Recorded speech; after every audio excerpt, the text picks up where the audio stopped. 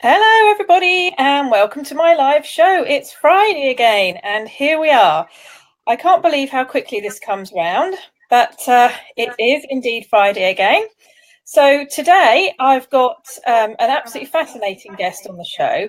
But before I introduce her, I just want to say welcome to all of you. And also, anybody that's watching the show. Oh, there we go. Welcome. I knew I'd done it somewhere. Anybody that's watching the show live, or indeed if you're watching it on replay, obviously you're very, very welcome. But also, if you get opportunity, if you wouldn't mind sharing the show as well, because obviously this is how we're able to reach more people, and particularly with tonight's guest, it's very important that we, reach as many people as we possibly can.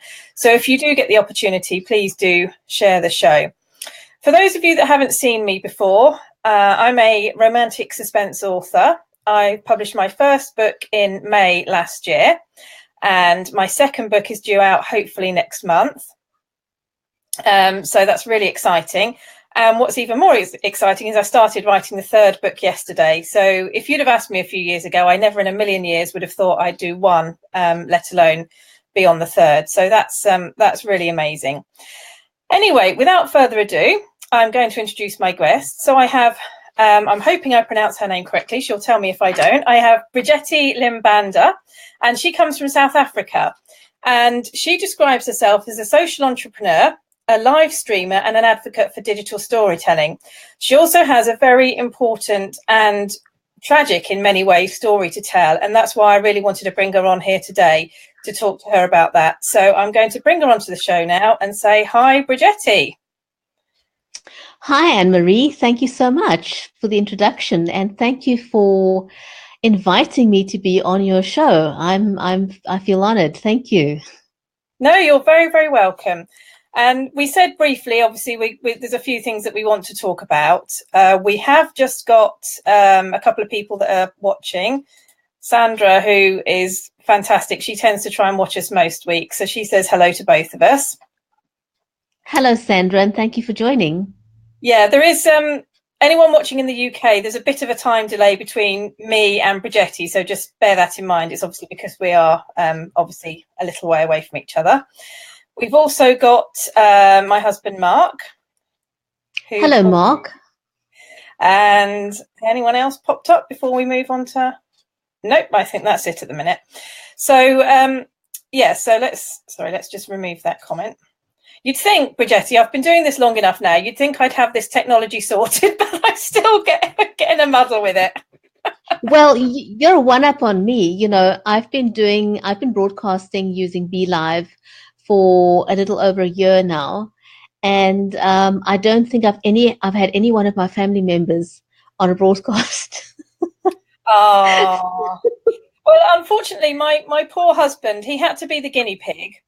And if I ever get a guest cancel, or if I get, I always say, oh, Mark, do you fancy doing a show? So he's very accommodating, bless him. So well, wonderful. Yes, he is. I'm very lucky, but don't tell him I said that. So I was intrigued by the... when you in the bio that you gave me, I was intrigued by you being saying about digital storytelling and a social entrepreneur. And I wondered, obviously, if you could share a bit of your journey. We talked briefly before we came on air, but I know this has been a relatively new thing for you. Perhaps you could tell us what that means, what that's all about, and how you've come to be where you are, if that's okay. Well, you know, I have always ventured into social entrepreneurship before I got into the situation. Stephen, thank you for joining as well. I've always had a passion for projects that aspect to it. And I really enjoyed that. I immersed myself into it. And unfortunately, I've had a back problem for many, many years. I've had some surgery on my neck and spine. And I always knew that this would progress to a level where it would incapacitate me to some extent.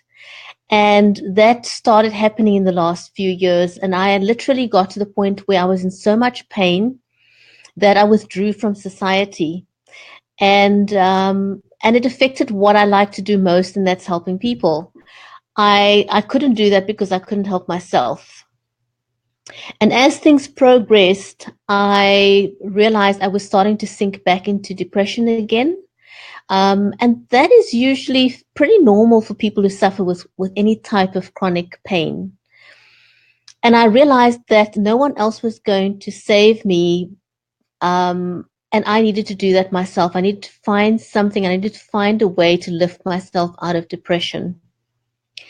And I was on, I don't know if you know Blab. I was on Blab a couple of years ago and I really enjoyed that. I've only heard of it from obviously Stephen and the other guys at Be Live, so I didn't know of it as such. No. So once Blab had died an unceremonious death, I didn't do anything with live streaming after that.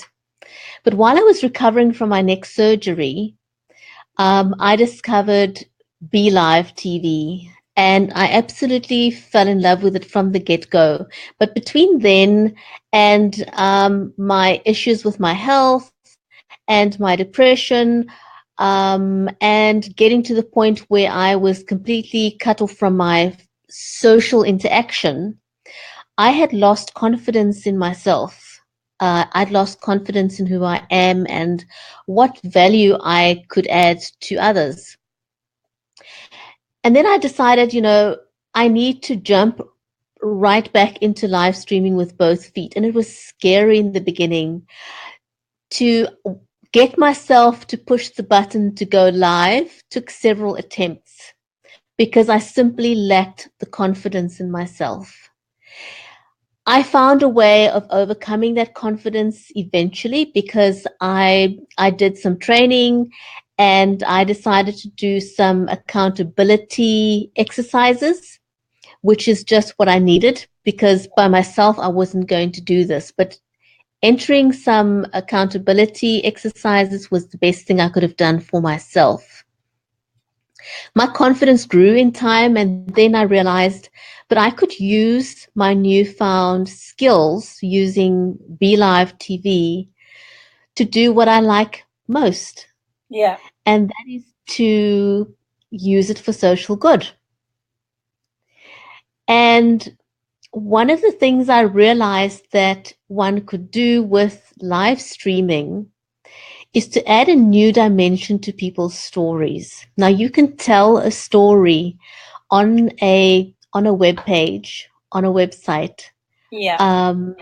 But you can only bring it to life when you digitize it, when you tell yourself, because no one else has got the same passion that you would have. And if I were to read your story on a website, it wouldn't allow me to know you and see you the way that we can interact right now, because it's like we're having a conversation with each other. Absolutely. We can see each other's facial expressions. Yeah. We can immediately sense whether or not we resonate with each other. You can't have that with a website. No. And that is why I encourage people to use live streaming to take their whatever it is they're doing to the next level by allowing the world to see who they are and tell their story. And I think that's so valid, isn't it? Because obviously what you one of the primary messages that you are obviously conveying at the moment is something that we will come on to in a moment. But for people who are looking to connect with others, to broaden their horizons, increase their network, or simply to sell a product, if we want to be, fairly sort of brutal about it, you can put your personality there. People can see you, and it's much, much easier to say, hey, I wrote this book. Hey, I'm selling these, Christmas cards, whatever it might be. Or, in your case, to put a very, very important social message out there. And like you, obviously, I was introduced to it relatively recently. Not like you, obviously, you've been doing it a while, but relatively recently I was introduced to it. And like you, I was thinking, crikey, this is really, really scary.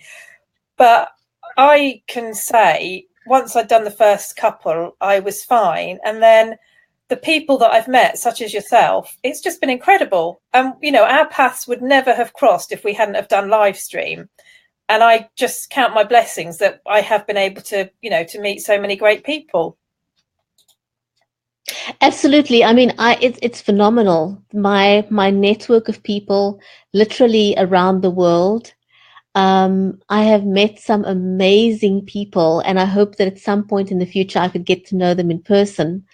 You know, it would be fantastic. But I've met so many really, really great people, with whom I've become great friends with. You know, Yeah. it's not just another name, because we talk the way we're talking now, and that's the beauty of live streaming.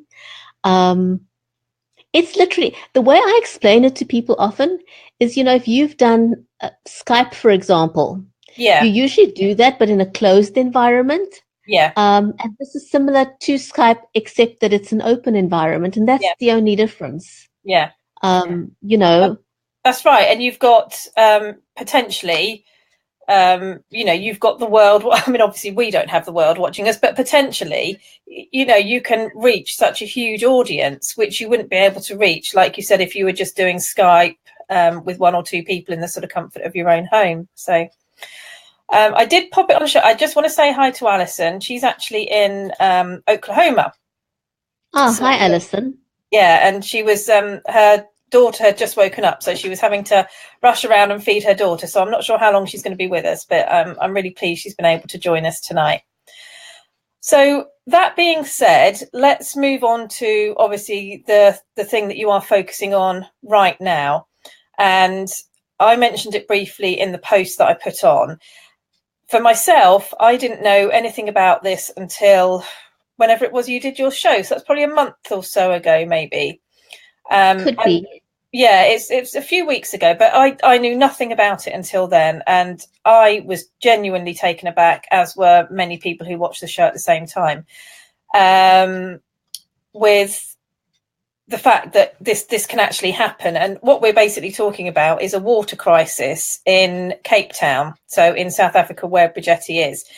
Obviously, I'll let her explain exactly what's going on, but essentially we are looking at a country or an area of a country that is very, very close to actually running out of water. And for us, you know, living in a country where, you know, we get a lot of rain, that's never going to be an issue for us. But obviously we're living in the developed world. To have something like that hanging over you must be absolutely, you know, I can't even begin to imagine. So I'm going to hand over to you again, Brigetti, if that's okay. And if you just want to tell everybody a little bit about what is happening, what the reality is, and then we can kind of all understand the severity of what you're facing. Well, Cape Town is a city. We have almost 4 million people who live in the Western Cape. And we've got a network of dams that supply us with water.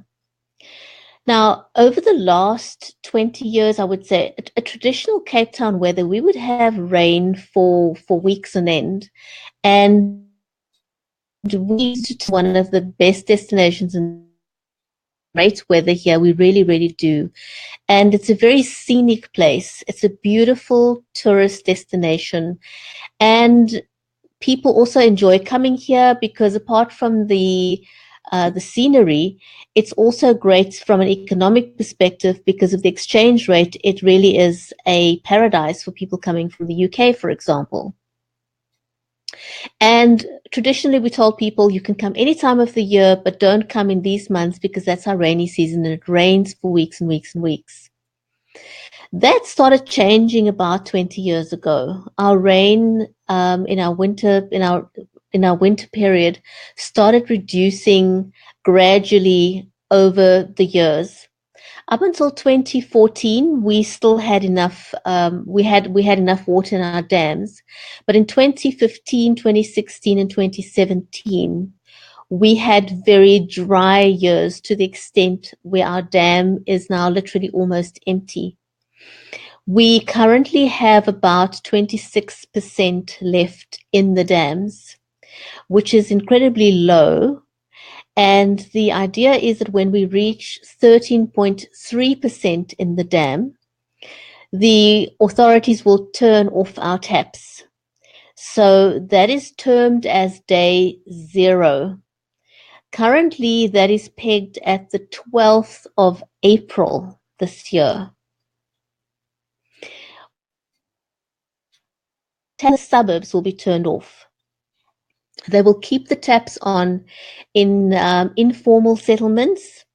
And the reason for that is that those people already have to stand in line to collect water. Because in the informal areas, you may have about 5 families to one tap having to collect water for their home. So for them, it's been a way of life, collecting water in a barrel and not having a bathroom, not having a toilet in their home. That's been their lifestyle. Whereas people in the suburbs, we have a bathroom, at least one bathroom. Some homes will have 3, 4, 5, 6 bathrooms, depending on how wealthy you are. You may have a swimming pool, you may have a jacuzzi. And so for years, you may have not concerned yourself too much with regards to water because water was always on tap. We've had water restrictions before, so water restrictions is nothing new, but the severity of the restrictions has changed. Since January last year, we've seen restrictions increase progressively. We had a change from the 1st of January to level 6 restrictions, where we were restricted to 87 litres of water per person per day. And that's not 87 litres of water per person at home and then 87 at work and 87 wherever else you are. That was a cumulative figure. So wherever you are, you had to restrict your usage to 87 litres per person per day. As from the 1st of February, we will switch to level 6B, which means we will have of water per person per day wherever we are. So now the problem with I was going to say those figures that you've just mentioned, 87 litres.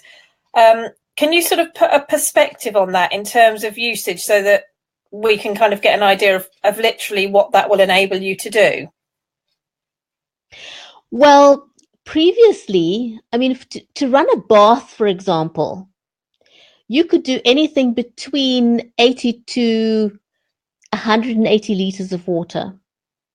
And you've just run a bath of water. Gosh. And that's it. That's your allocation. Yeah. Which means that we have to now, bathing is just, people have converted their baths very nicely, though. They've put some sort of a plank on top of their bath, and they've either put some pillows on it with a mattress or something.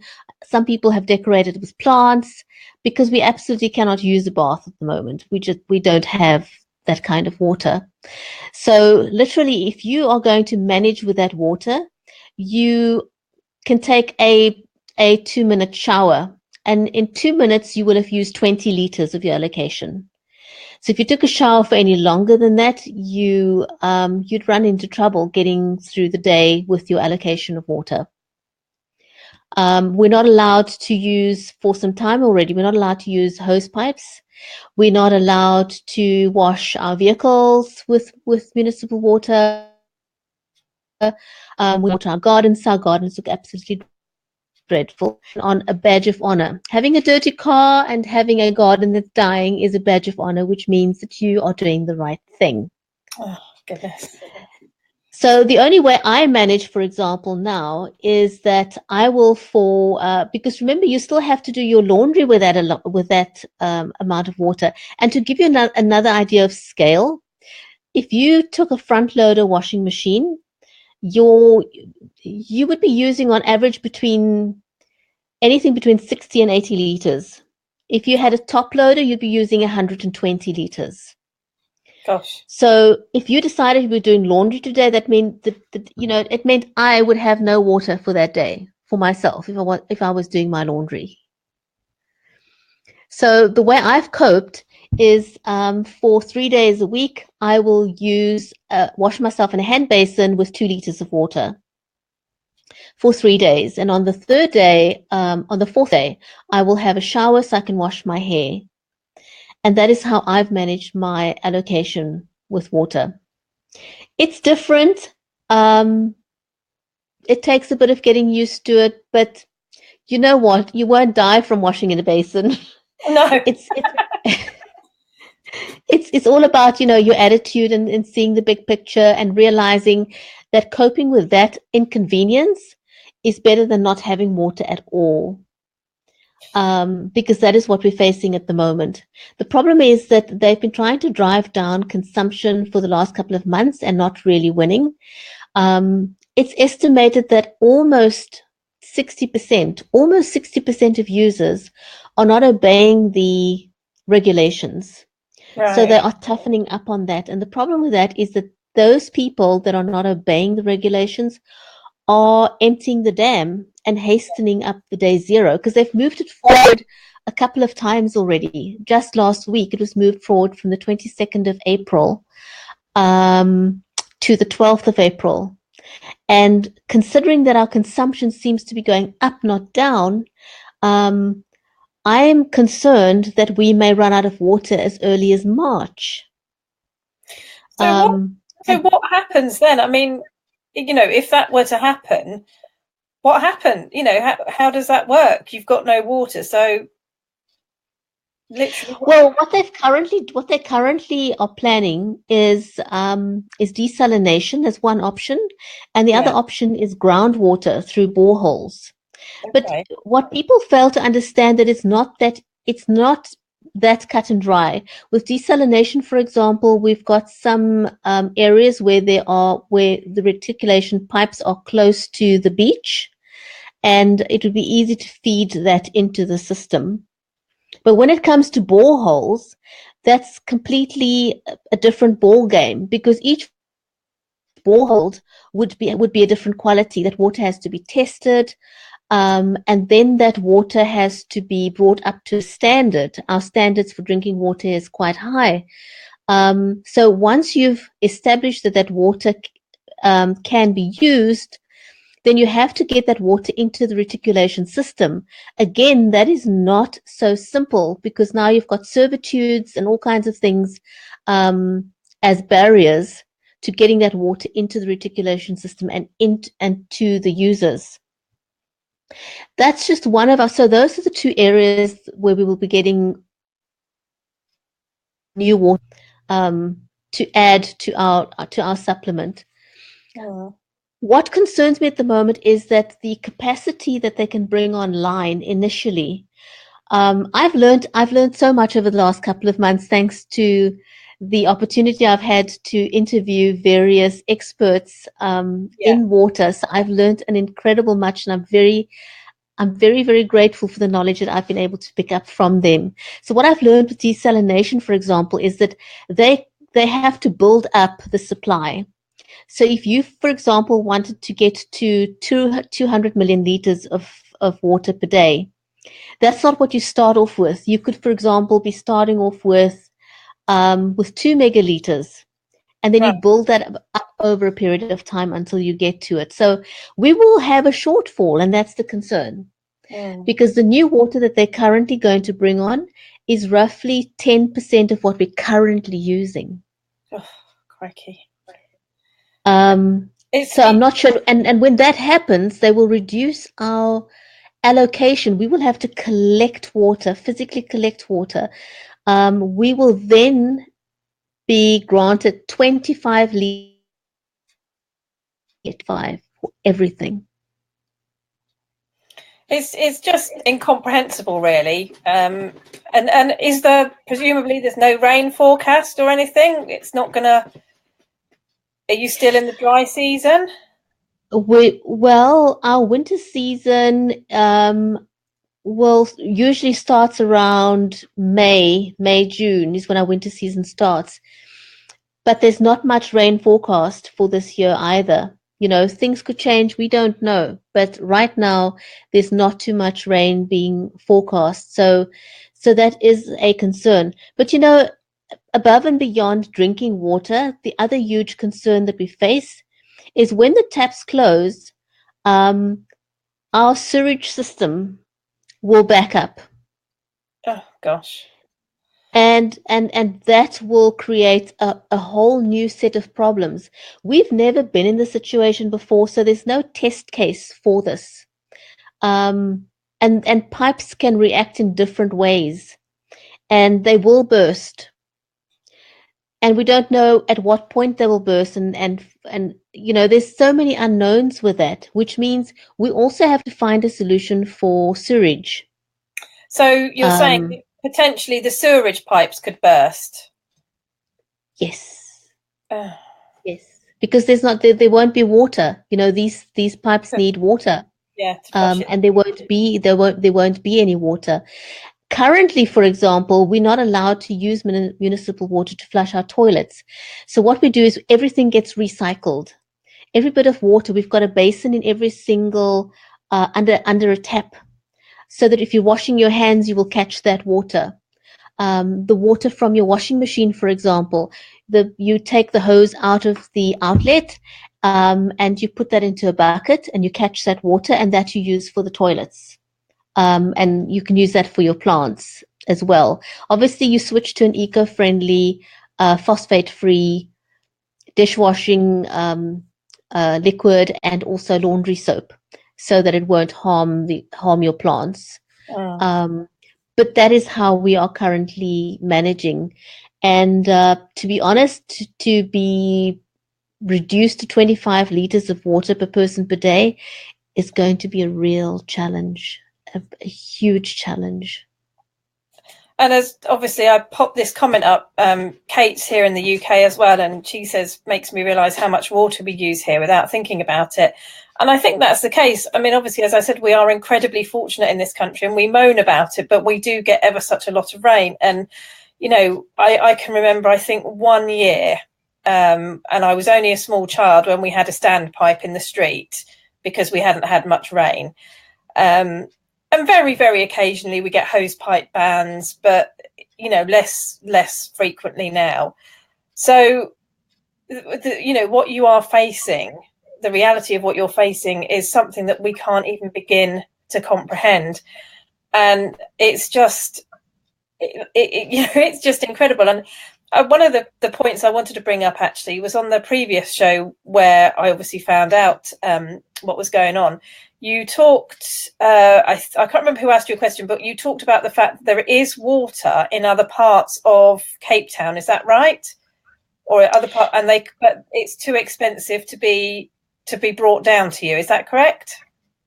Yes, there's water in other parts of South Africa, and we've found a few people have come forward now offering to bring water down. When people drive between cities, the truck drivers, for example, have now come together, and they've offered, when they're driving other goods down to Cape Town, they will bring water with them.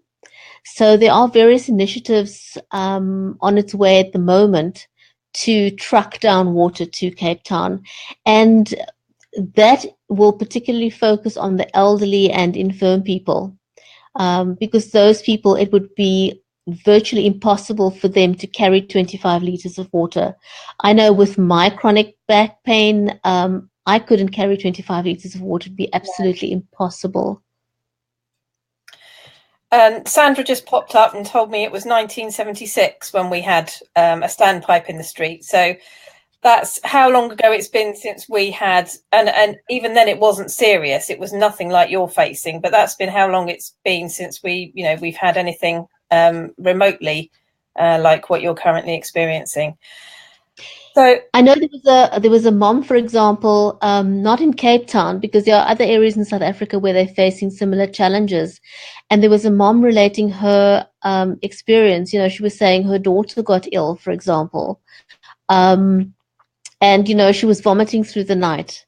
And they also had to collect water. And she was saying how difficult it was to have a sick child and try and clean that child with just this little bit of water allocation that you had. She couldn't wash her hair, carpet got dirty. So those are real scary challenges. And the problem with that is when your sanitation is lacking, you have a great potential for the outbreak of disease. Yes, absolutely. So those are another one. That's another one of the challenges that we face. Apart from that, is we're also looking at economic collapse. Because if companies, now the initial plan is that the water will stay on in the CBD areas where there is economic activity. But if we don't get rain, we don't get enough new water, that is going to become a problem. And there's also businesses that are outside of the CBD areas. They are going to have great difficulty keeping their businesses going on without water. It's impossible. Tourism. There's so many aspects. Hospitals, Sandra, yes, there has been cases of other hospitals in other parts of South Africa where they've run out of water. And it's very difficult because, when doctors scrub, they literally have to hold their hands up and wash them like that for 5 minutes under a tap. And if you have no water coming out of the tap, you can't do that. So, also hygiene. There's been some shocking reports of what has happened at hospitals when there was no water. So what they've currently done at the state hospitals here is they've got boreholes that they've drilled at the state hospitals. They've also drilled boreholes at some of the schools, not yet all of the schools. So that is a challenge for the schools where there's no boreholes. The other challenge, for example, would be childcare facilities. If they don't have sufficient water, that is a disaster. And if a mom, for example, can't, or a dad can't send their child to childcare, it means they can't be economically active. So there's always, there's so many chain reactions to this. And when we think water shortage, we immediately link that to water coming out of the tap and drinking water, but it goes way, way beyond just drinking water. It's incredible. And we, like I've said to you so many times in this broadcast and before as well when we've spoken, it's something that we just can't comprehend. And I think one of the worst things is that we feel so helpless because there is literally nothing that we can do. I think that's where it's very, very difficult. I mean, is there talk of flying aid in or anything like that? I mean, I don't know the logistics of that, but I mean, would that sort of thing happen? At this point in time, I can foresee that this will turn into a humanitarian crisis. And very likely, it's very, very likely that we may need to call in UN aid or something. Because, if we can't bring on sufficient water, it is going to. And the important thing to note is that we're not going to have a crisis. It already is a crisis. It's not going to become a crisis. It's already here. We're already living that crisis. It's going to get a lot worse, but the crisis is already here. And unfortunately, not a lot of things are in place to mitigate this crisis. That's the unfortunate part. That's the unfortunate aspect about it. There was a lot of things that people don't understand about it that have failed us. There's local government, there's national government, the one blaming it, the other. And that's a problem for us as citizens, because right now, to avoid complete chaos and anarchy in the country, because people panic. Yeah. When you realize there's no water in the tap, it's panic. Yeah. Now, bear in mind, we've had this for some time, and I, on one occasion, especially if you're not prepared for it. On one occasion, our taps was off and I didn't know about it. And I went to the basin and I wanted to run some water and there was none. And you cannot imagine the shock and horror when you suddenly realize there is no bear water with me. It is an insane feeling. And what I'm trying to help people to appreciate at the moment is that the day zero that we're talking about isn't just a day. That day zero period could be weeks, it could turn into months. Yeah. And that's the scary part. So it's not just coping with when they turn off the taps, it's coping with the weeks and the months that follow that as well. So I'm really concerned. And I wouldn't expect you to be any different. I think it's something that would frighten the life out of anybody, really. And we can't appreciate the situation at all. But there is a Facebook page which I will put the link on for. Let me just pop it up now. So it's the Cape Town Water Crisis Facebook page, and that's where Brigetti has put lots of information and bits and pieces like that. One idea that I did have, which I haven't progressed as yet, but I'm hoping to. I suggested to Brigetti that we would do some sort of show of solidarity by doing a 2-minute shower challenge. Earlier on in the show, if you missed it, Brigetti was saying that basically you can only shower for 2 minutes. And I think some of the, it was brought more to the media attention relatively recently as well, because the Indian cricket team were over in South Africa, weren't they? And yes. they were all told they could only shower for 2 minutes. And that brought a little bit of global awareness to it. So my proposition is that anybody that wants to join for a period of a week, we will do a 2-minute shower challenge. So we will shower literally for 2 minutes every single day, and that will be, that will be it. So I'm putting together the nuts and bolts of that. I need to talk to Brigetti offline about how we can do it, whether we can do it as a sort of a charity donation thing or whether we just do it as a show of solidarity. I'm not entirely sure.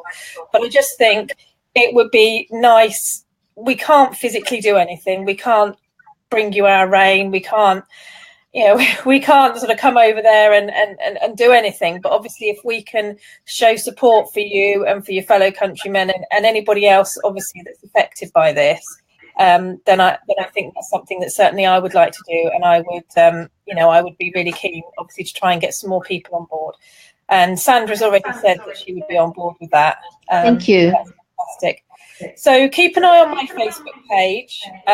When I get the nuts and bolts of it together, obviously I will broadcast that, and it will be a specific week, and we'll just see if we can get as many people as we can to sign up, and just see if we can just, even if it just raises awareness, really. It's a small something, but hopefully we can do something to help you.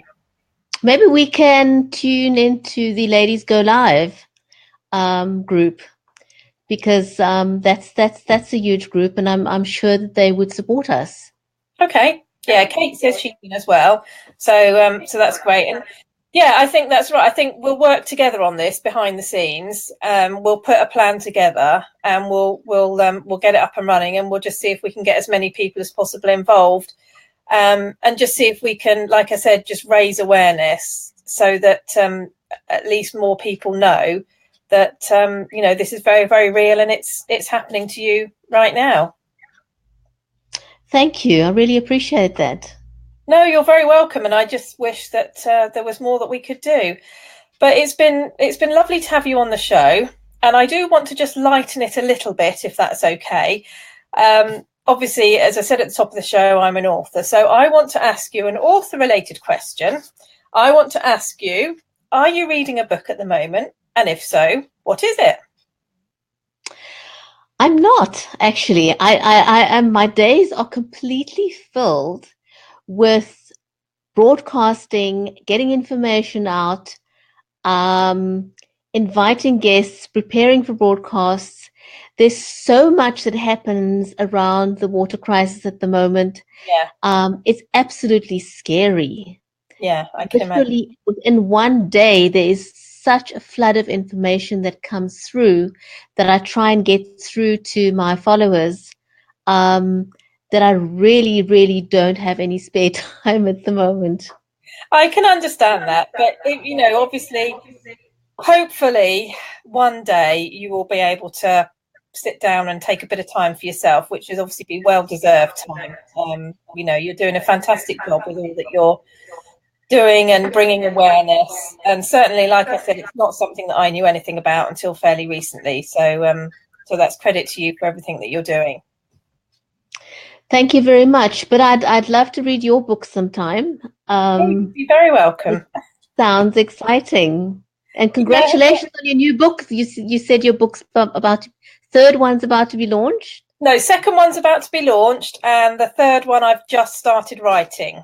So congratulations. Thank you. Yes, I'm quite surprised I've managed to get this far. So it's been a really, really great journey. And I can't complain. So thank you, Brigetti. I'm going to close down the show now. I will put links to everything in the comments. If you have any more questions or you're watching this on replay, please do put them in the comments. I will certainly pick them up and pass them on to Brigetti. And like I said, visit her page, which is, I'll just find it again now. So the Cape Town Water Crisis page on Facebook. You can find out all about it and obviously any more information, etc. on there. Thank you all for watching. It's been great to have you. Thank you for your comments. Thank you for joining in with us. And thank you again, Brigetti, for joining me. It's been a real pleasure to have you on. And obviously, I wish you every luck. And I just hope that this gets resolved for you fairly soon. Thank you. Goodbye. Bye-bye. Thank you. Bye.